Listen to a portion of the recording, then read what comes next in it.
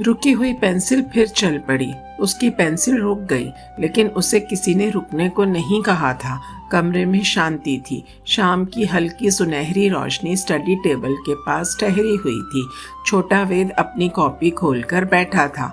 आधा पन्ना सुंदर साफ सुथरी लिखावट से भरा था।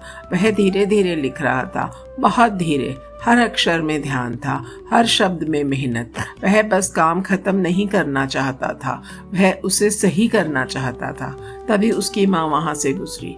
उन्होंने कॉपी की ओर देखा और कहा, वेद, तुम हमेशा इतने धीमे क्यों लिखते हो? जल्दी खत्म करो अपना काम। आवाज सामान्य थी, लेकिन शब्द भारी थे। दीवार पर लगी घड़ी की टिक टिक अचानक ज्यादा तेज लगने लगी। वेद की उंगलियां रुक गई, पेंसिल पन्ने पर ही रुक गई।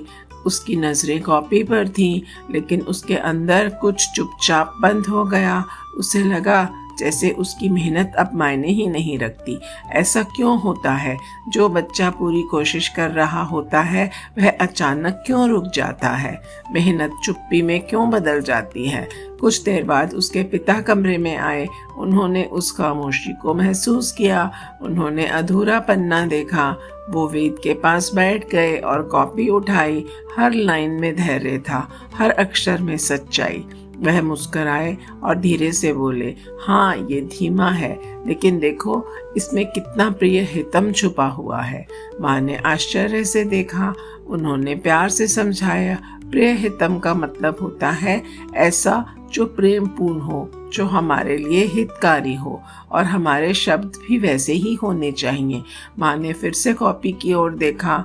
इस बार उनकी नज़र बदल चुकी थी। उन्हें अब धीमापन नहीं दिखा, उन्हें मेहनत दिखी, उन्हें समर्पण दिखा, उन्हें अपना बच्चा दिखा जो पूरे मन से कोशिश कर रहा था। उनकी आवाज़ नरम हो गई।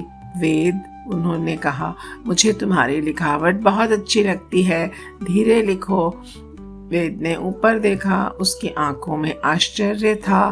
फिर उसने पेंसिल उठाई। शुरू में वो धीरे चली, फिर थोड़ी तेज। इस बार उसके हाथ में कोई डर नहीं था। वह एक नई विश्वास के साथ लिख रहा था। शब्द दर शब्द उसका आत्मविश्वास लौट आया। अब वह थोड़ा तेज लिखने की भी कोशिश कर रहा था, लेकिन अपनी सुंदर लिखावट को बनाए रखते हुए। उस शाम होमवर्क पूरा हो गया, लेकिन उससे भी ज्यादा महत्वपूर्ण कुछ हुआ। उसका साहस वापस आ गया, और साहस के साथ एक शांत मुस्कान भी, क्योंकि कभी कभी एक प्रेम भरा वाक्य रुकी हुई पेंसिल को फिर से चला सकता है और एक बड़ी हुई जिंदगी को दिशा दे सकता है। Joy of Gita.